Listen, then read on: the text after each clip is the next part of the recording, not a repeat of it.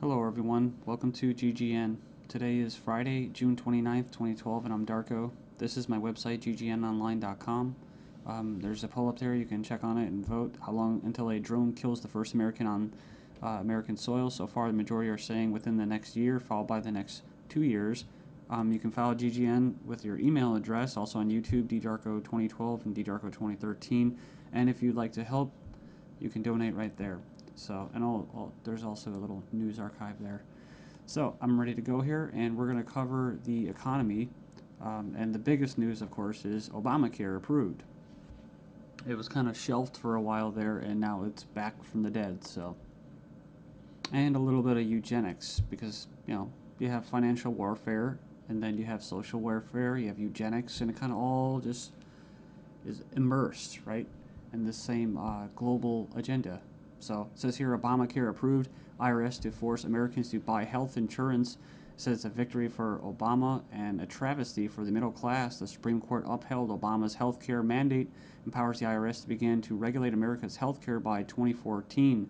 Expect IRS thugs armed with shotguns knocking at your door to fine you almost $700 a person or $2,000 per household for failure to purchase health insurance.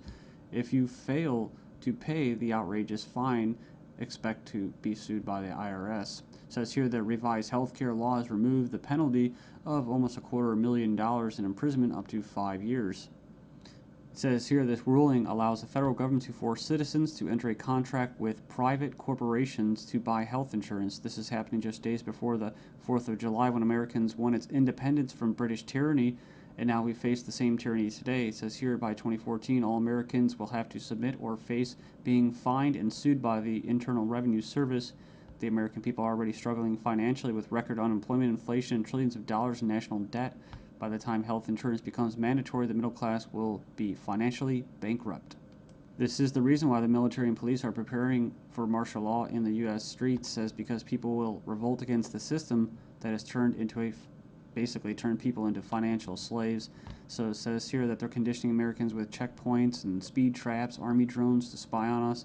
We're going to cover all this, rolling out the tanks and putting military goons on residential streets to prepare us for what is to come in the future. It says here the Bilderberg Group discussed in Spain about wanting to level America into a third world impoverished nation where we're all poor under world government dictatorship. It says here soon the Americans' standard of living will drop significantly, and it won't just be the standard of living, it will be their age of death, right? Their basically the average lifespan. It says here services will be cut. We're going to get into that too, death pathway and stuff like that. Taxes will be increased until we become so poor that we are unable to fight, and resistance will be futile. As Americans issue split decision on healthcare ruling, nearly 2/3 believe politics played too great a role. So it says Americans are sharply divided over Thursday's Supreme Court decision on the 2010 healthcare law, with 46% agreeing and 46% disagreeing with the High Court's ruling that the law is constitutional. Then you have from the Daily Bail, Obamacare complicated. Check out the flow chart. And yeah, there's our buddy, the IRS, right there. But it's just a god-awful mess. And you have Secretary of Health and Human Services in the middle. All these different vested interests, all these different bureaucracies.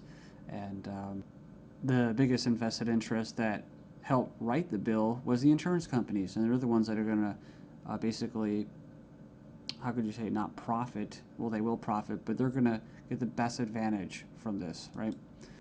And if you would like an anarchist perspective on the whole Obamacare thing, I think Stefan Molyneux did a pretty good analysis of this. I think he held back a lot. I think he's gone over it and made his point so many times, his argument, that he was actually kind of just laid back about it. So it's kind of nice. It's 18 minutes, not too long. The truth about Obamacare, yes, it's even worse than you think. And right here in the description, he puts in there the 6 facts that he presents in his argument. So fact 1, there is no law in the U.S. anymore. Basically what he's saying is that if they could just do anything, then there's no law, right? And it's tricky because, in quote, in a stateless society, there would be what? No law. Well, there would still be common law. See, this isn't common law. This is political law. That's why you have pigs, political law enforcement, and the like that are going to be enforcing this, federal agents and that. So in other words, what he's saying is that you might as well just have no government, because right here you have a dictatorship with, quote, laws, right? They have laws that basically write in a dictatorship. So we have here Obamacare is an admission that all previous government health care programs have failed. So, and this is true. I remember the recording, about Nixon and stuff like that, getting people on Medicaid. It doesn't really matter whether it's good or not. And in fact, costs have already doubled from initial estimates, and that's usually how it works. As soon as this gets closer to fruition, oh yeah, some hidden costs. Sorry, guys. Fact 4, 70% plus of healthcare issues result from individual choice. So the thing about it, he's talking about smoking, drinking, eating basically a lot of bad food and stuff like that. You can actually help. But a lot of these people that are going to, quote, benefit from this are not going to be doing anything to help their own health, right? So it says here the inability to discriminate on pre-existing conditions is an essential driver of healthcare cost. So I think what he's saying there is it's not very free market. It says here that the fines for non-compliance are destined to rise enormously. We have 15 reasons why the Obamacare decision is a mind-blowing disaster for America. It was actually, it says here it was voted 5-4 decision to uphold the vote. And it says here, the bill, it says here the swing vote was Chief Justice John Roberts, who was appointed by George Bush, W. Bush. And not that you'd have any confidence in the judicial system as it stands, just based off past history and their track record. It says here, after the vote today, it is hard to have any faith in the U.S. Supreme Court. I guess they're saying because he was quote conservative. According to the Supreme Court, the federal government has the power to force you to buy private goods and services. And it goes on and says here that it's another step away from individual liberty, another step towards a nanny state. I hate that word. But it says here IRS is now going to be given the task of hunting down and penalizing Americans. And it says here, in fact, the Obama administration has given the IRS $500 million extra outside the normal appropriation process to help them enforce the provisions of Obamacare they're in charge of overseeing. It imposes more than 20 new taxes on the American people. And you can click the link there. If you click the title of this article, you can find it and check it out. So it says here, number 5, an attempt to control costs and promote efficiency. Obamacare limits the treatment options that doctors and patients can consider. In other words, the death pathway, right? The British system, this is likely to result in a decrease in life expectancy. That's what I was talking about in the United States in the beginning of this video. So yeah, it's going to send health insurance premiums soaring, especially for younger Americans. And, it's going to crush small businesses, as they say. And number 9, Obamacare is going to make the emerging doctor shortage in America a lot worse. So hundreds of thousands of doctors are leaving the medical profession because of this. It says here it's already forced the cancellation of dozens of doctor-owned hospitals. And it says here that the following is one example from the Alliance Defense Fund. It's an insidious little provision. It says here, did you know that this bill, you'll have to pay for life-saving drugs, but life drugs are free. So 100% free. If this plan were really about health care, it wouldn't be about, it would be the other way around. So yeah, it's like robbing from the future to pay for the living. So and it just turns into a god-awful mess. It's not even just politics, it's generational. 13 reasons why the revolution might start with Obamacare. Go in there and check that out. I'll just name a few and you can hopefully go in there and check it out. It says here that's a direct tax which is unconstitutional under Article 1, Section 9.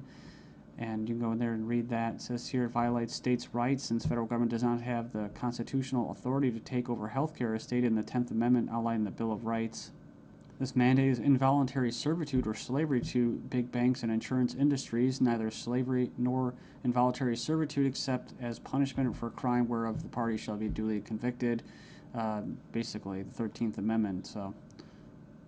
So yeah, that's the federal government's 4th of July Independence Day present to Americans. It's pretty crazy. I mean, you think the timing of this was just happenstance? I bet it isn't. Let's just show you. Just give you a big middle finger right in front of your face. Stagnating life expectancies in the United States. Poor U.S. citizens live 5 years less than the affluent, but they don't talk, what about the middle class, right? So despite modest gains in lifespan over the past century, the United States still trails many of the world countries when it comes to life expectancy. We remember this article, top doctors chilling claim the NHS kills off 130,000 elderly patients every year. It says here, a professor says doctors use death pathway to euthanasia of elderly. Says here that Liverpool care pathway, death pathway, may be slippery slope to backdoor euthanasia. This is from 2009 from the Telegraph. Says here that the patient assessment selects those deemed close to death for withdrawal of food and fluids or being placed on a continuous sedation until they die off. Next up, we have another little example. Doctors said this individual was a typical lazy teenager. Actually, she had an aggressive form of cancer. So it goes on here. It says that she was finally diagnosed after she had an MRI scan following a fall. So basically, she was left undiagnosed for 6 months after doctors mistook her symptoms for typical teenager laziness. So as cancer rates soar due to the eugenics and that, I see these articles, European meeting to be held to raise awareness of the eugenic current of European society held in Strasbourg, France. It's hosted by the Parliamentary Assembly of the Council of Europe, or PACE, this week to address the alleged eugenic current of European society and eugenics and human rights issues of prenatal screening. It says here, currently the highest court in Europe is considering a complaint from a woman who claims that she was not given a prenatal screening which would have revealed her daughter's Down syndrome and thus allow her to choose to abort her child. They didn't go into this, which is what? Scottish toddlers to be tested to see if they will grow up to be drug addicts or criminals.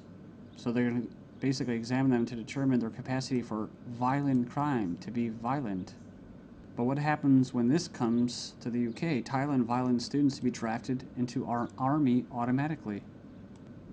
And another possibility is this. Desperate Europeans try to sell kidneys and lungs being offered for as much as $250,000 as Europeans are grappling with the economic misery. Illegal organ sales are on the rise with desperate sellers willing to basically part with their kidneys, corneas, bone marrow, and even lungs to put food on the table. Says here, organized criminal groups are preying upon the vulnerable on both sides of the supply chain. So they're not just talking about Israel, they're talking about internet ads spotted across Italy, Spain, Greece, Russia. And, people leave comments about euthanasia. I don't, it's like I don't have a moral issue with somebody carrying out euthanasia as long as there's some kind of consent there. The only issue I have for it, or with it, and that's why I bring it up, is when it's in the government's hands, where we have a government legislating morality. They can't do that, like the death penalty. So I don't support the death penalty. With euthanasia, if you're declared a violent or criminal or deviant or going to be a drug dealer, well, then they go ahead and euthanize you, and then they can sell your body parts. And that's probably already going on in Asia and parts of the world. But what happens when people want to sell their entire bodies? Right, a one-time donation, or they could just sell their entire body and have it just basically, as they say, cannibalized for different parts. I mean, it's